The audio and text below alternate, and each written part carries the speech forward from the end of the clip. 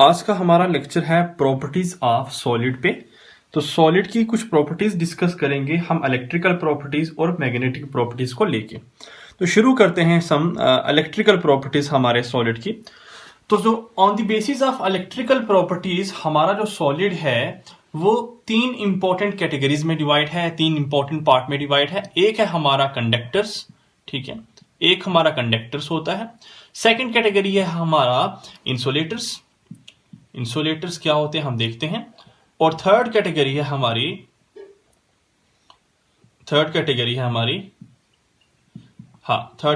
हमारी सेमीकंडक्टर, ठीक है, सेमीकंडक्टर्स। तो कंडक्टर, इंसुलेटर और सेमीकंडक्टर, ये तीन कैटेगरीज में हमने सॉलिड को डिवाइड किया है। किस बेस पे? On the basis of electrical properties के बेस पे। तो हम शुरू करते हैं इनको देखना। लेकिन ये भी मैं आपको बता दूं कि इलेक्ट्रिकल प्रॉपर्टीज के बेस पे जो कंडक्टिविटी है, जो कंडक्टर की वो वेरी करती है 10⁻⁷ ओम इनवर्स मीटर इनवर्स से लेके कहां तक? ये मेटल के केस की कंडक्टिविटी है। मेटल की कंडक्टिविटी ये वेरी करती है यहां से लेके 10⁻⁻10 to 10⁻⁻20 ohm inverse metre inverse. और ये कंडक्टिविटी जो होती है हमारी किसकी होती है? ये होती है हमारी इंसुलेटर की केस की, ठीक है। तो यहां कंडक्टिविटी यहां से यहां तक वेरी करती है on the basis of electrical properties, ठीक है। ये स्टार्ट ऐसे ही थोड़ा सा था हिंट एक किस्म से। हम शुरू करते हैं कंडक्टर क्या होते हैं, इंसुलेटर क्या होते हैं और सेमी कंडक्टर क्या होते हैं, जो हमारा पढ़ने का मेन इंपॉर्टेंट काम है। तो देखिए कंडक्टर क्या है वो देखते हैं हम। On the basis of electrical properties सबसे पहला पॉइंट जो है वो है हमारा कंडक्टर का। तो कंडक्टर वर्ड ही आप सब जानते हैं, ये सब कुछ आपने ऑलरेडी पढ़ा हुआ है कि ऐसे सारे सब्सटेंसेस या ऐसे सारे सॉलिड जो कि इलेक्ट्रिसिटी कंडक्ट करें या जिनमें इलेक्ट्रिसिटी का फ्लो हो लार्ज एक्सटेंट तक, ठीक है, जिनमें लार्ज एक्सटेंट तक इलेक्ट्रिसिटी का फ्लो हो, उन सारे सब्सटेंसेस को हम क्या बोलते हैं? कंडक्टर बोलते हैं। अच्छा, जो कंडक्टर होते हैं ये हमारे टू इंपॉर्टेंट कैटेगरीज में डिवाइड है, टू इंपॉर्टेंट पार्ट में डिवाइड है। एक होते हैं हमारे मेटालिक कंडक्टर, ठीक है, एक है हमारे मेटालिक कंडक्टर और दूसरे होते हैं हमारे इलेक्ट्रोलिटिक कंडक्टर। अब क्या होते हैं मेटालिक कंडक्टर और इलेक्ट्रोलिटिक कंडक्टर? ऐसे सारे कंडक्टर जिनमें इलेक्ट्रिसिटी का फ्लो हो, किसकी वजह से हो? By the flow of electron के फ्लो की वजह से इलेक्ट्रिसिटी कंडक्ट हो, उनको हम बोलते हैं मेटालिक कंडक्टर। याद रखिए, जिनमें इलेक्ट्रॉन की फ्लो की वजह से इलेक्ट्रिसिटी का कंडक्शन हो या कंडक्टर बिहेव करे वो मेटालिक कंडक्टर होते हैं। और ऐसे सारे सॉलिड जिनमें इलेक्ट्रिसिटी का फ्लो हो या ऐसे सारे सब्सटेंस जिनमें इलेक्ट्रिसिटी का फ्लो हो, लेकिन फ्लो किसकी वजह से हो? ड्यू टू आयन, ठीक है, आयन्स की वजह से फ्लो हो इलेक्ट्रिसिटी का या आयन की वजह से कंडक्शन हो, उनको हम बोलते हैं क्या? Electrolytic conductor. याद रखिए ये जो आयन जो तभी फ्लो कर पाएंगे जब वो हमारा आयन भी बोल सकते हैं या इलेक्ट्रोलाइट भी बोल सकते हैं, ठीक है, ये तभी फ्लो कर सकते हैं जब वो हमारे मोल्टन स्टेट में हो, ठीक है, या एक्वस स्टेट में हो। फॉर एग्जांपल NaCl है तो NaCl अगर एक्वस स्टेट में या मोल्टन स्टेट में नहीं है, ठीक है, तो NaCl कभी भी इलेक्ट्रिसिटी को कंडक्ट नहीं करेगा, बिकॉज NaCl कभी भी आयन में नहीं डिसोसिएट होता। लेकिन जब भी हम उसे एक्वस सोल्यूशन में डालते हैं इन प्रेजेंस ऑफ वाटर या उसकी सोल्यूशन बनाते हैं, तभी वो टूटता है Na पॉजिटिव और Cl नेगेटिव में, और तभी वो इलेक्ट्रिसिटी को कंडक्ट करेगा, ठीक है। तो ये था हमारा कंडक्टर टू कैटेगरीज में देखे, मेटालिक एंड इलेक्ट्रोलिटिक कंडक्टर।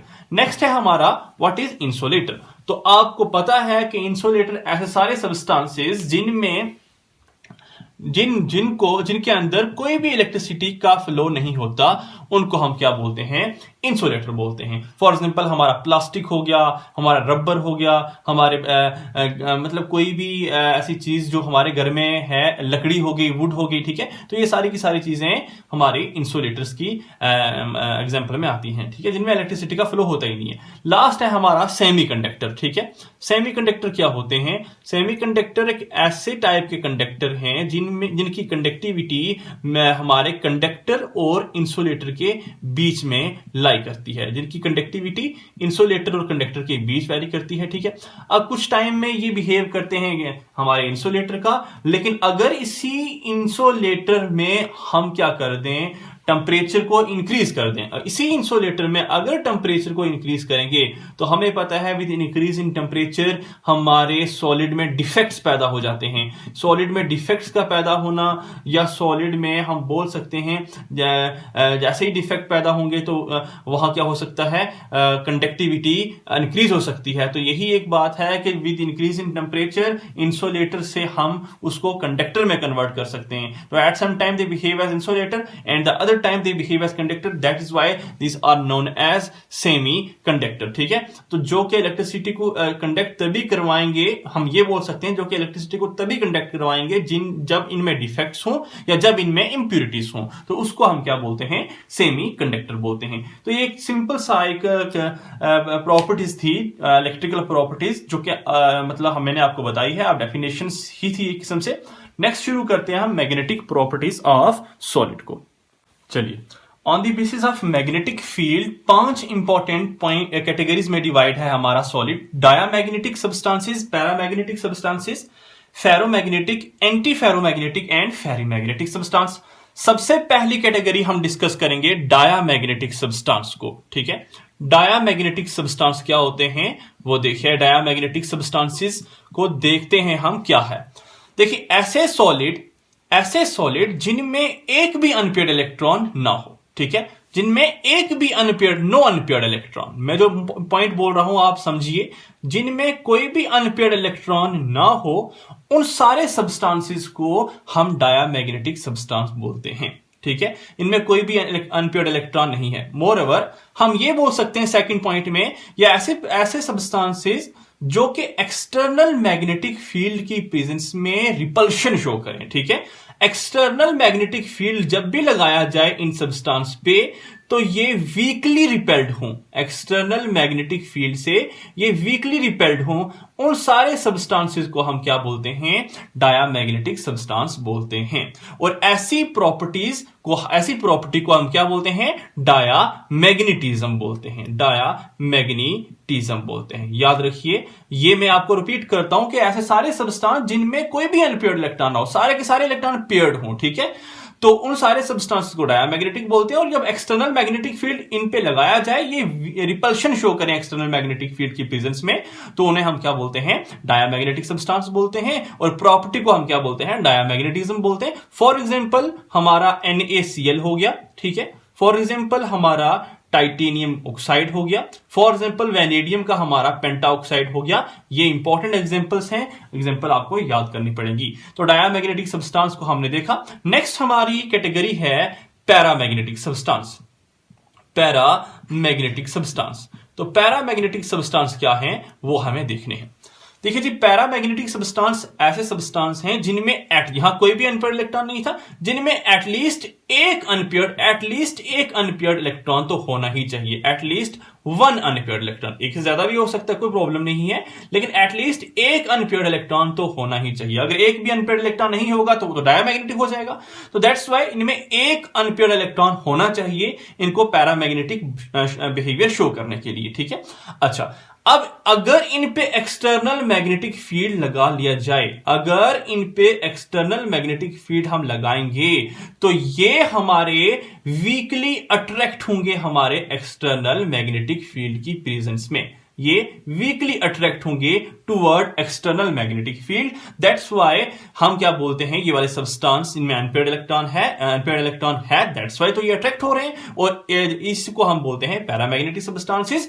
और ऐसी प्रॉपर्टीज को हम क्या बोलते हैं, पैरामैग्नेटिज्म बोलते हैं। और इस प्रॉपर्टी को हम क्या बोलते हैं, पैरामैग्नेटिज्म बोलते हैं। और इसकी कुछ एग्जांपल भी आप नोट डाउन कर लीजिए। फॉर एग्जांपल हमारा कॉपर हो गया 2 पॉजिटिव में। आप देखिए कॉपर की ऑक्सीडेशन स्टेट निकाल के आपको पता चलेगा कॉपर अगर 2 पॉजिटिव में है। आप इलेक्ट्रॉनिक कॉन्फ़िगरेशन देखिए, अब 2 इलेक्ट्रॉन को निकालिए आप। ठीक है, 3d9 4s2 होता है ना, हाँ, तो 3d9 4s2 में से 3d10 4s1 होता है इसकी इलेक्ट्रॉनिक कॉन्फ़िगरेशन। हाँ, 3d10 4s1। ठीक है, तो वहां से 2 इलेक्ट्रॉन निकालने, एक इलेक्ट्रॉन आपको यहां से निकालना है, एक इलेक्ट्रॉन यहां से निकालना है, 3d9 बन जाएगा। अब देखिए आपको पता है 3d9 में एक अनपेयर्ड इलेक्ट्रॉन होता है, तो कॉपर इसकी एग्जांपल होगी। ठीक है, उसके बाद आप देखिए आयरन की एग्जांपल है Fe3 पॉजिटिव। ठीक है।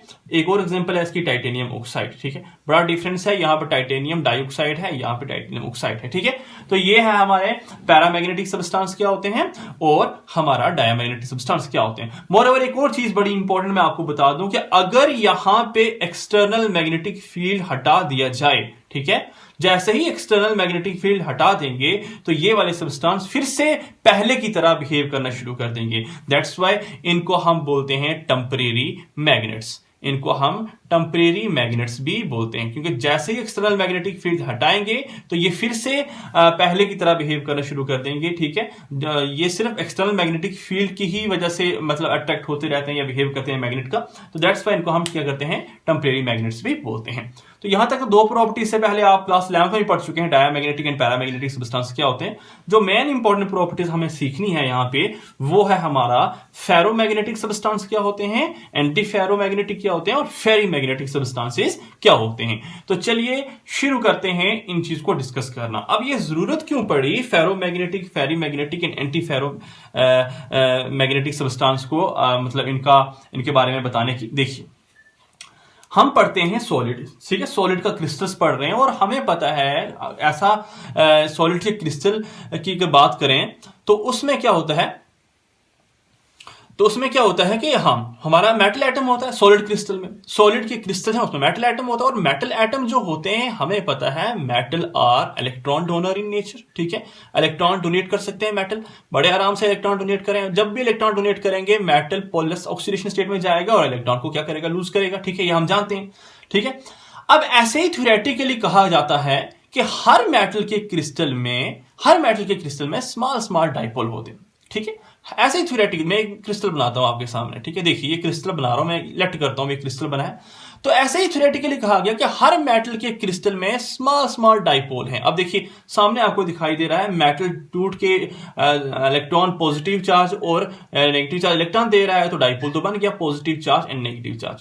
तो हर मेटल के क्रिस्टल में स्मॉल स्मॉल डाइपोल है। मैं बनाता हूं, लेट करता हूं, ये डाइपोल बना रहा हूं, ये डाइपोल बना, हर मेटल के क्रिस्टल में डाइपोल है, positive negative and positive negative, ठीक है।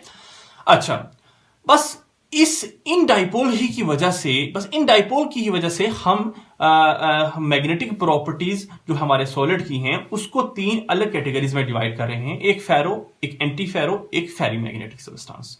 देखिए जब ये हमारा dipole in absence of any other external field, ये अपनी मर्जी से किसी भी तरह से किसी भी डायरेक्शन में अरेंज हो सकता है, लेकिन जब भी इस डाइपोल के ऊपर जब भी इस जो हमारा बना हुआ है डाइपोल का क्रिस्टल, इस डाइपोल के क्रिस्टल के ऊपर हमने एक्सटर्नल मैग्नेटिक फील्ड लगाना है, ठीक है। तो एक्सटर्नल फील्ड की प्रेजेंस में इस पे कुछ ना कुछ चेंजेस आएंगी, उन चेंजेस के बेसिस पे हमने ferro, anti ferro and ferrimagnetic substance में इसे क्या किया, डिवाइड किया। लेट करता हूं मैं इसे एक्सटर्नली कोई फील्ड लगाता हूं, ठीक है। अब मैं कोई एक्सटर्नल फील्ड लगा रहा हूं इसके ऊपर, ठीक है। ये हमारा एक मेटल क्रिस्टल था जिसमें डाइपोल अरेंज हुए हैं, ठीक है। तो जैसे ही मैं इस पे एक्सटर्नल फील्ड लगाता हूं, अगर वो आप एक्सटर्नल फील्ड की प्रेजेंस में जो डाइपोल इस तरीके से एडजस्ट करें कि सारे के सारे डाइपोल एक तरफ हो जाएं, ठीक है। सबके सब डाइपोल मतलब ऐसा है, सारा यहां अगर प्लस है यहां माइनस है, यहां प्लस यहां माइनस, यहां प्लस यहां माइनस, मतलब सारे के सारे डाइपोल यूनिडायरेक्शनल हो जाएं, एक ही तरफ अरेंज हो जाएं, तो उन सब्सटेंसेस को हम फेरोमैग्नेटिक सब्सटेंस कहते हैं। अब एक्सटर्नल जो हमने फील्ड लगाया है, अगर इस एक्सटर्नल फील्ड को हम हटा भी दें कुछ समय के बाद, तो ये वाले सब्सटेंस बिहेव करते रहेंगे एज अ मैग्नेट। ऐसा नहीं है कि जैसे पैरामैग्नेटिक सब्सटेंस में एक्सटर्नल मैग्नेटिक फील्ड हटा दिया जाता था तो वो मैग्नेट की बिहेव करना बंद कर देते थे, लेकिन यहां पे ऐसा नहीं है। जब भी इन पे एक्सटर्नल मैग्नेटिक फील्ड हटा दिया जाए कुछ समय के बाद, फिर भी ये एक्सटर्नल मैग्नेटिक फील्ड के हटाने के बाद भी एज अ मैग्नेट बिहेव करते रहते हैं। फॉर एग्जाम्पल, आपके घर में एक आयरन की कील होगा या रॉड होगी, उस पर आप कॉपर की वायर बांधिए और उसे इलेक्ट्रिक फील्ड प्रोवाइड कीजिए, ठीक है। अब कुछ समय के बाद आप इलेक्ट्रिक फील्ड रिमूव कर देंगे, फिर भी वो जो हमारा आयरन का कील है एज अ मैग्नेट बिहेव करता रहेगा। दैट्स व्हाई इन सारे सब्सटेंसेस को हम परमानेंट मैग्नेट भी बोलते हैं, परमानेंट मैग्नेट भी हम क्या करते हैं, बोलते हैं। ठीक है, तो ये है फेरोमैग्नेटिक सब्सटेंसेस। मोर ओवर मैं आपको ये भी बता दूं कि ये स्ट्रांगली अट्रैक्ट होते हैं। ठीक है, दीज आर स्ट्रांगली, जो हमारे पैरामैग्नेटिक सब्सटेंसेस थे वो वीकली अट्रैक्ट होते थे, these are strongly attracted by external magnetic field. ठीक है, याद रखिए, बड़ी इंपॉर्टेंट बात है, स्ट्रांगली अट्रैक्ट होते हैं मैग्नेटिक एक्सटर्नल मैग्नेटिक फील्ड की प्रेजेंस में, और इन सब्सटेंसेस का मैक्सिमम डाइपोल मोमेंट होता है, maximum dipole moment. Maximum dipole देखिए सामने दिखाई दे रहा है, एक ही तरफ डाइपोल अरेंज हो रहे हैं सारे के सारे, तो इन सब्सटेंसेस का मैक्सिमम डाइपोल मोमेंट तो होगा। ठीक है, तो यह है category number first, ferromagnetic substance. अब हम शुरू करते हैं एंटी फेरोमैग्नेटिक सब्सटेंसेस को देखना। चलिए, एंटी फेरोमैग्नेटिक सब्सटेंस क्या होते हैं वो देख लेते हैं, एंटी फेरोमैग्नेटिक सब्सटेंस को। चलिए, anti ferromagnetic substance, anti ferromagnetic. ठीक है, तो एंटी फेरोमैग्नेटिक सब्सटेंस ऐसे सब्सटेंस हैं जो कि, लेट करता हूं मैं, फिर से बनाता हूं मेटल का क्रिस्टल, और मेटल के क्रिस्टल में मैंने आपको कहा कि डाइपोल होते हैं। ठीक है, डाइपोल होते हैं, किसी भी तरीके से रैंडमली डाइपोल होते हैं। अब जैसे ही इस मेटल के क्रिस्टल में जिसमें डाइपोल होते हैं, मैंने आपको कहा ये डाइपोल होते कहां से आए, क्योंकि हमने देखा है, हमने कहा था कि ये मेटल, इन जो एटम होते हैं ये टूटते हैं और देते हैं पॉजिटिव चार्ज आयन और नेगेटिव चार्ज इलेक्ट्रॉन। तो माना गया इन्हीं को हमने कहा कि डाइपोल मतलब की तरह ये प्रेजेंट होते हैं हमारे किसमें, मेटल के क्रिस्टल में। ठीक है, अब जैसे ही इस सब्सटेंस पे हमने क्या किया, एक्सटर्नल मैग्नेटिक, इस क्रिस्टल पे हमने एक्सटर्नल मैग्नेटिक फील्ड लगाया, तो in presence of external magnetic field जो हमारे डाइपोल हैं वो इस तरीके से अरेंज हो जाएं, इस तरीके से अरेंज हो जाएं कि नेट डाइपोल मोमेंट क्या हो जाए, जीरो हो जाए, नेट डाइपोल मोमेंट जीरो हो। ठीक है, अब इससे क्या मतलब है, इससे यह मतलब है कि अगर एक डाइपोल इस तरीके से अरेंज हो रहा है, दूसरा डाइपोल इस तरीके से अरेंज होगा, अगर तीसरा डाइपोल इस तरीके से अरेंज हो रहा है तो फोर्थ वाला डाइपोल इस तरीके से अरेंज होगा। मतलब इस तरीके से अरेंजमेंट होगी कि नेट डाइपोल मोमेंट क्या निकल के आए, जीरो आए, या इस तरीके से अरेंजमेंट होगी कि एक डाइपोल दूसरे डाइपोल को कैंसल आउट करेगा, ये डाइपोल के साइन बना रहा हूं, तो जो नेट डाइपोल मोमेंट वो जीरो होगी। दैट्स व्हाई इन सब्सटेंसेस का जो ये सब्सटेंसेस होते हैं ये स्ट्रॉन्ग रिपल्शन शो करते हैं टुवर्ड एक्सटर्नल मैग्नेटिक फील्ड। ठीक है, देखिए मैंने आपको स्टार्टिंग में ही कहा था कि जिनकी डाइपोल मोमेंट जीरो होती है वो रिपल्शन, वो डायमैग्नेटिक सब्सटेंसेस के केस में वो वीकली रिपेल्ड होते थे, और यहां पे totally net dipole moment zero है, दैट्स व्हाई ये स्ट्रॉन्ग रिपल्शन शो करेंगे टुवर्ड एक्सटर्नल मैग्नेटिक फील्ड। ठीक है, तो इनके, क्योंकि इनका जीरो डाइपोल मोमेंट है। और इनकी कुछ एग्जांपल देख लीजिए, इनकी जो एग्जांपल्स हैं वो क्या है, इनकी एग्जांपल है for example Fe2O3, for example MnO, for example MnO2, for example Mn2O। ठीक है, मैंने फेरोमैग्नेटिक की एग्जांपल नहीं बताई, उसकी एग्जांपल देख लीजिए, फॉर एग्जांपल आयरन है, फॉर एग्जांपल निकल है। ठीक है, तो ये है कैटेगरी नंबर हमारी fourth, anti ferromagnetic substances. Last category है हमारी फेरीमैग्नेटिक सब्सटेंस। तो फेरीमैग्नेटिक सब्सटेंस क्या होते हैं आप वो भी देख लीजिए, फेरीमैग्नेटिक सब्सटेंसेस को। फेरीमैग्नेटिक सब्सटेंस, फेरीमैग्नेटिक सब्सटेंस ऐसे भी हो सकता है, ऐसा देखिए, एक मैं क्रिस्टल बनाता हूं आपके सामने। ठीक है, ऐसा भी हो सकता है कि इस क्रिस्टल में एक डाइपोल इस तरीके से अरेंज हो, पॉजिटिव नेगेटिव, दूसरा डाइपोल इस तरीके से अरेंज हो, पॉजिटिव नेगेटिव, तीसरा डाइपोल भी सिमिलर अरेंज हो, पॉजिटिव और नेगेटिव, लेकिन फोर्थ वाला डाइपोल इस तरीके से अरेंज हो, यहां पे नेगेटिव आ जाए, यहां पॉजिटिव आ जाए, फिफ्थ वाला फिर से पॉजिटिव नेगेटिव हो जाए, फिफ्थ वाला फिर से पॉजिटिव नेगेटिव। मतलब कुछ डाइपोल सपोर्ट कर रहे हैं और कुछ डाइपोल क्या कर रहे हैं, अपोज कर रहे हैं। कुछ डाइपोल क्या कर रहे हैं, सपोर्ट कर रहे हैं, और कुछ डाइपोल अपोज करेंगे।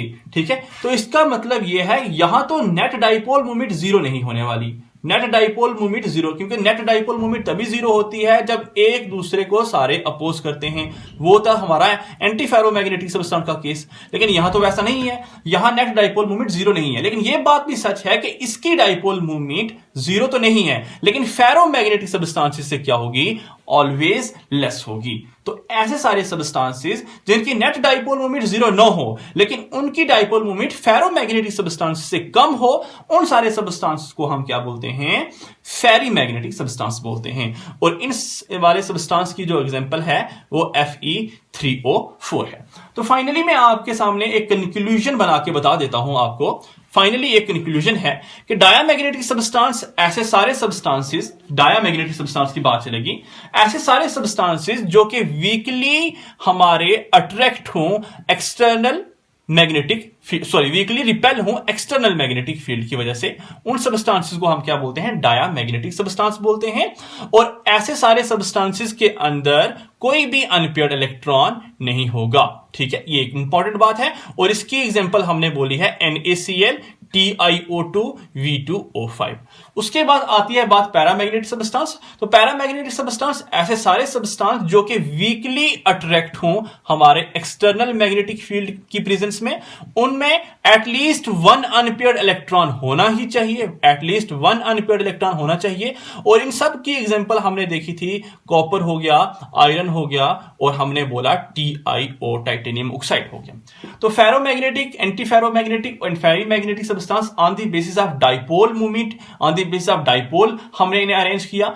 ऐसे सारे सब्सटेंस जिनका मैक्सिमम डाइपोल मूवमेंट होगा, जिनका मैक्सिमम डाइपोल मूवमेंट होगा और strongly attract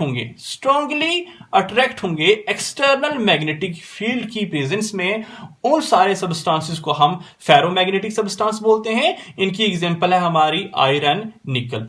anti ferromagnetic substance ऐसे सारे सब्सटेंसेस जिनका जीरो डाइपोल मूवमेंट होगा, उन सारे सब्सटेंसेस को एंटी फेरोमैग्नेटिक सब्सटेंस बोलते हैं। और ये सारे के सारे सब्सटेंस स्ट्रांगली रिपल्शन शो करेंगे in presence of external magnetic field. और इसकी एग्जांपल हमारी Fe2O3 और manganese oxide, manganese dioxide MnO2, इसी तरीके से डाई मैंगनीज ऑक्साइड। ठीक है, ये एग्जांपल है। लास्ट कैटेगरी है हमारी फेरीमैग्नेटिक सब्सटेंस। तो ऐसे सारे सब्सटेंस जिसमें अनइक्वल डाइपोल अरेंज हो, अनइक्वल डाइपोल की अरेंजमेंट हो, और इनमें जो हमारा क्या होता है, नेट डाइपोल मूवमेंट होती है, वो क्या होती है? नॉन जीरो होती है। Non zero net dipole movement तो है, लेकिन इनकी डाइपोल मूवमेंट एंटी फेरो से ज्यादा है, एंटी फेरो से ज्यादा है, लेकिन फेरो मैग्नेटिक सब्सटेंस से क्या है? कम है। तो दैट्स वाई इनको बोलते हैं फेरीमैग्नेटिक सब्सटेंस। और इसकी एग्जांपल है हमारी क्या? Fe3O4। इसी तरीके से हमने बोला था पैरामैग्नेटिक सब्सटेंसेस को हम क्या बोलते हैं? हम बोलते हैं पैरामैग्नेटिक सब्सटेंसेस को,